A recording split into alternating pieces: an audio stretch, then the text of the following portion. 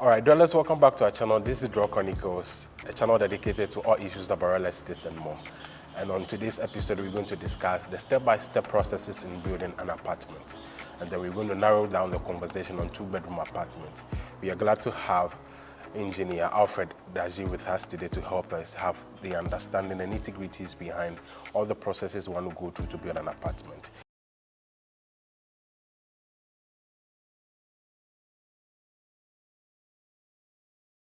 He's working with Rockland Construction Limited, and he's going to give us a breakdown. Alfred, you're welcome. Thank you.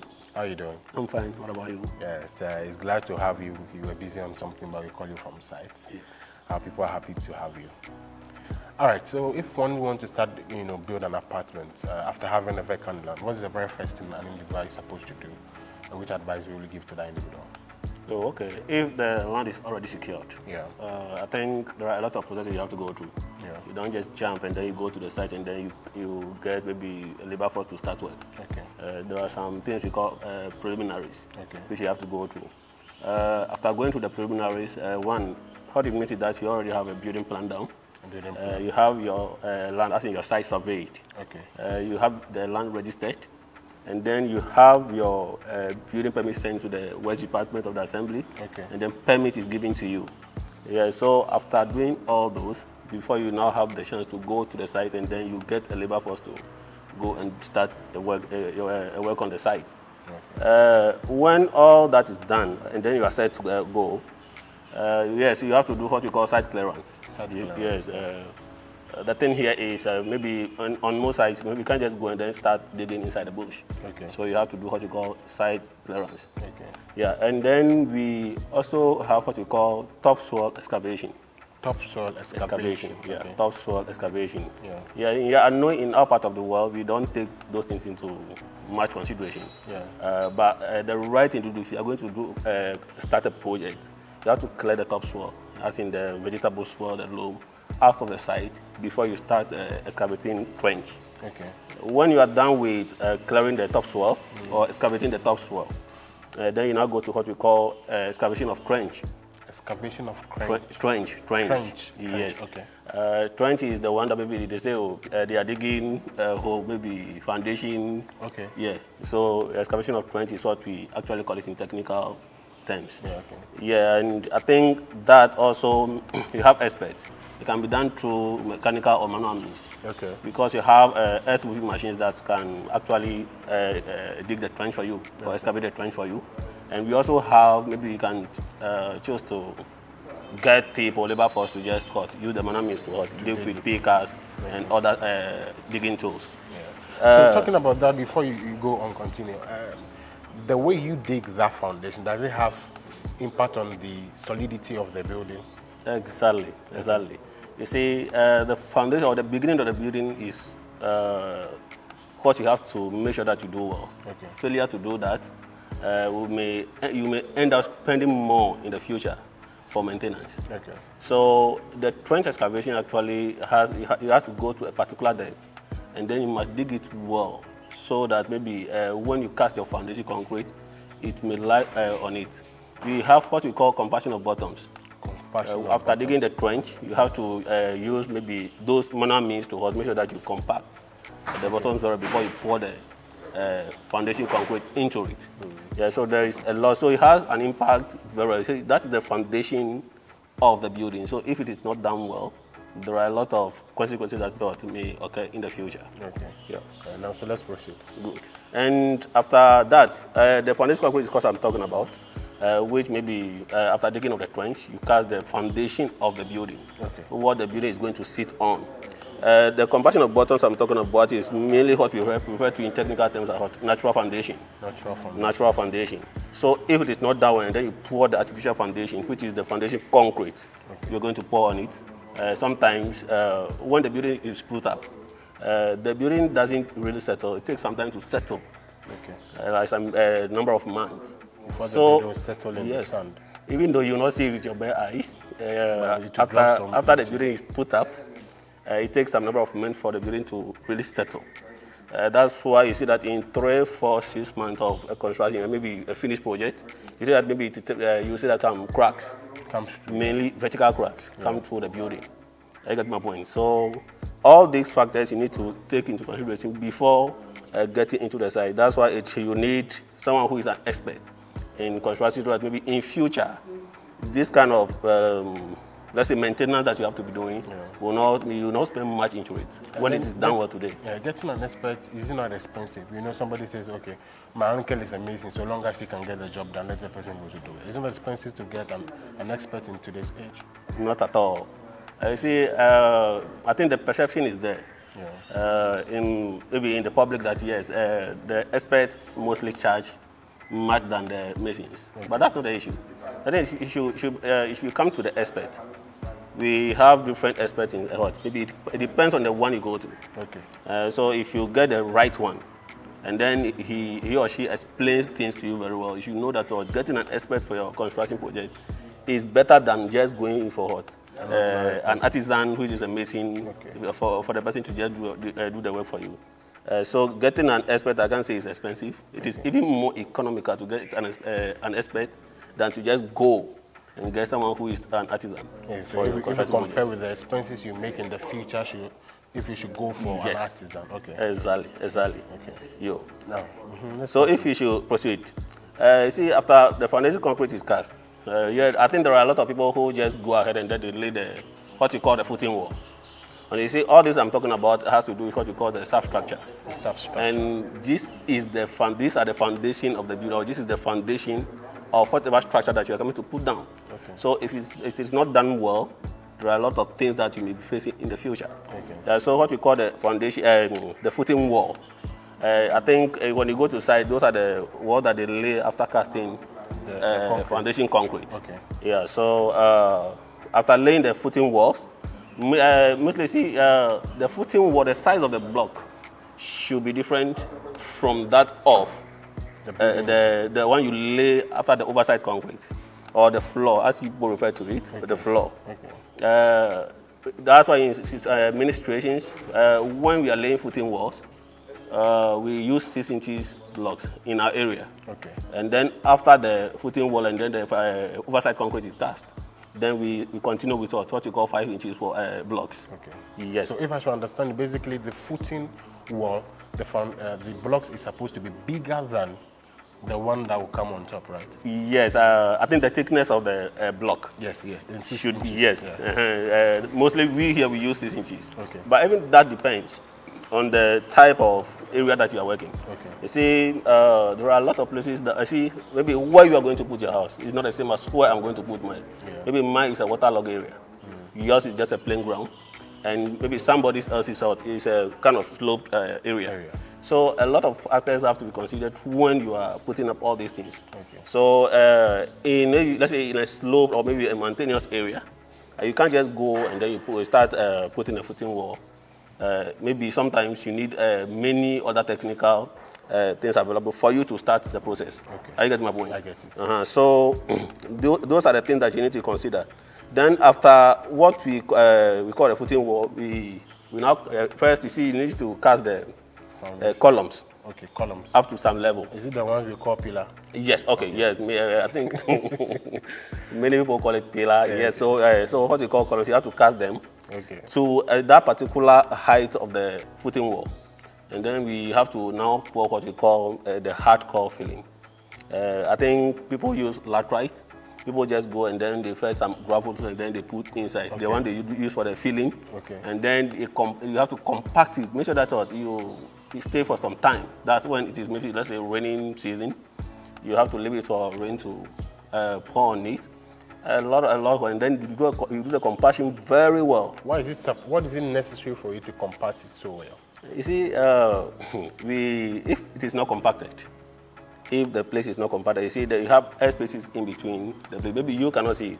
That's why over time, when the place is not compacted and then you cast your floor on it, over time you see that there will be a lot of cracks in the floor, or even some will sag. Like you see that some of the places will crack. Some of them will go in, some will rise. Exactly. Okay. That is the main reason why you have to compact your hardcore filling very well. Which type of soil taps are the very best? You say Yeah, that's what I said. Many people use what you call laterite. Laterite. And then, like, there are other gravels. Gravels. But you see, before those gravels will be accepted, I think it is tested by the authorities.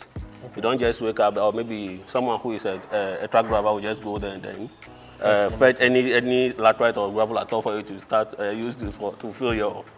No, it's not done. Okay. It needs to be tested and make sure that it is compatible with the Ghana Standards Authorities codes before you can use it. You don't just wake up and then you start using it. No. Okay. Now, after the oversized concrete, you have to now start laying what you call the block pour, as in the superstructure. The superstructure. Yeah, the one that maybe covers the whole area for us, maybe, and then the partition walls, etc. Okay. I get my point. Yeah, so you lay that, and then you have what you call, let's say, a story building. Okay. A story building, let's say a two-story building. We don't have what you call lintel. You directly go, you have what you call beams. Beams. Okay. Beams. But let's say we are talking about two-bedroom, a normal two-bedroom, a standard one, yes, yeah. Which will go directly to what we call lintel. Lintel on site. Okay. Good. It has to contain reinforcement. The reinforcement simply means rods, the rods we use. Okay. Yeah, because that's the major ones we use. Not that maybe it is the only thing that we call reinforcement. There are a lot of reinforcements that we have. But talking about the type of building we are talking about today, we'll just talk about our normal rod that we see or we buy around. Good. After all is done, you see, sometimes there are also ways where you can just use you can still continue laying the block and then you use what you call gable. But I think nowadays those things is going. So people actually use what you call the structural carcassing to form those slopes to contain the road covering. Okay. You got my point. Yeah, then from that, I see many people, what I know is that, you see, when people are considering to put up a structure, they forget that there are external works. The external works I will highlight two, as in what we call septic tanks. We call it manholes. Manhole. Yes, we call it manhole, but it is what we call septic tank. Yeah. Good. You need to consider that as well. If you fail to put that into consideration before you start the project, you may end up spending more than you budget for. So you need to consider it. And then fencing. You must also consider fencing as part of the project, of the building. Electrical works will come, tiling works will come, and then rendering, and then what you call plastering. What is the rendering? Mostly it is what gives the final appearance of the building. Okay. Yes, it comes in many forms. Someone may choose to put tiles. Someone may choose to put just normal plastering and then paint. Okay. Yes, so it comes in many forms. Yeah. Yes. Yeah, so with the two-bedroom, maybe we are going to talk about today. Yeah. You see, someone can, like the one I sent to you, actually. Someone can use as little. I'm not saying it is no money. No, that's not what I'm saying. Someone can use as little, I say 270 something thousand, and put up the complete structure. 270. Let's say 75,000, and put up that structure. Let's run it off. Estimately 280,000 and put up that structure. Two-bedroom apartment. Yes. Good. But someone can use as high as 500,000 to put up the same structure you're seeing. Why the difference? Yes, I will explain. Actually, you see, there are we have different type of materials. Maybe even tiles. Yeah. We know that all tiles are not the same. Maybe you chose to buy maybe the tile that costs only, let's say, 80 cedis per box. But someone tile that he's going to buy will cost as more, let's say, 200 Ghana cedis. Okay. So that is more than double the price of what maybe someone is going to use. Okay. These are and there is not only tiles, mostly all the building materials. It cuts across all of them, mostly all of them. So this is the reason why I say someone can use 275,000, which we agreed at 280,000 to put up a structure and to look maybe same way as somebody's. Okay. Someone can also use the 500,000 to put up the hut. It comes to ceilings. We have classic and then standard ceilings. And then we have what we call normal ceilings. I get my point. Yeah. Someone may use maybe plywood or let's say TNJ to just put up a ceiling. But maybe someone will not like it that way. Somebody will go for POP. POP. Okay. And POP too, we have designs. Maybe you have classic and then standard. Okay. Yeah, so those are the things that we maybe vary across. I got my point. So that's the reason why I say someone may use that and the other person may use as high as this. But somebody that want to live maybe a minimalist, want a simple thing, all the things are available but not too classical, can spend just 280,000 to build a Yes. 2-bedroom apartment. Yes, you see, I said that because when you see in Ho here, the labor cost in Ho is not the same as the labor cost in Accra. Okay. That one too, we have. That's why I said there are a lot of factors we need to look into. Yes. Maybe someone in, let's say, Ho, or maybe somewhere, Petwe, can use that money to put up this structure. It surprise you. Right. But if you want to try the same thing as somewhere, Koforidua, Tema, you may not be able to put up the structure. You will have to end somewhere. There are a lot of expenses. One, the cost of sand somewhere is different from the cost of sand maybe in Ho here. Yeah, because I heard the cost of sand in Hokwa is more expensive than Ho. Yes. So you need to look at those things. There are a lot of factors you need to look at before you agree that this is what you have. But maybe in a minimal thing, maybe cost of maybe the amount involved or the amount you need to put up a structure. If you are talking about maybe, and then you have a very good supervision on site. Someone who can be trusted, and then make sure that the people do their work very well. Yeah. With 280,000, you should have that. You should be able to put up what that structure sent you. So, what is the size of the room? Like the rooms in the 2-bedroom. What is the size of the bedrooms? Yeah, we see when you go to we have one master and then one normal bedroom. Okay. The master is I think 18 feet. 18 feet. By 16 feet. Okay. That doesn't include it has the washroom separate. So the size of the washroom or the private is different from the size I just mentioned to you. So that's just for the room and maybe for the wardrobe and other these things. Okay. Yes. What about the other one attached? Yeah, that one too is 14 by 14. Okay, that's fine. All right. So you just maybe that one I may say that's a standard size bedroom. But I added, or maybe the designers mostly we add the master's bedroom so that maybe the man of the house or the owner of the house feels that comfort. All right, so let me understand. This 280,000 Ghana cedis we are mentioning will start the project from the footing to the roofing. Yeah. Yes, I'm telling you. Okay. But that will depend on your choices. Okay. Also, maybe like the way you want your building to go. Okay. Maybe you see, I will just go for a normal roofing sheet or roof covering. Maybe you want to go for at the end of the day you want to go for tiles. Okay. That depends on you. We have tiles for roofing. Oh, you don't know? Oh. We have tiles, we have slate, we have metal. Yes, we have the corrugated iron sheet that we see around. Okay. Yeah. Yes, but we have tiles for roofing, please. Okay, but then normal roofing is okay with that? Yes, you can just get maybe normal roofing material and then you put up such a structure. Including the cost of labor, everything. Yeah, but that one you have to be very careful with your management. Okay. Because if the supervisor on site or the foreman, as we call it, is on site is not strict, and then make sure that things are being managed. At the end of the day, you see, we have what we call waste. Okay. You see, the labor force, majority of them, excuse my language, are not learned. Okay. Like they are not literate, like us. Yeah. So, and most of them too, when you go to the, see, you have experience on the job. On the job. So some of them are also very stubborn. Some can even carry your cement and bag it and put it in a bush. You can carry your materials and put it. So if your supervisor on site is not that strong or is not that straight, vigilant, a lot of waste will go into it. So you end up using more money, which is waste, because of the negligence of your supervisor. Yes, that is what it is. Dwellers, you've heard it all. With 280,000 Ghana cedis, you should be able to have a 2-bedroom apartment. In my previous episode, I mentioned that you don't need to spend too much on your very first building. A friend of mine said your first building shouldn't be your dream home. With that, you can just spend 280 Ghana cedis, and then you find a way around to be able to have your first apartment. A family of 2 or 3 will live comfortably in that apartment.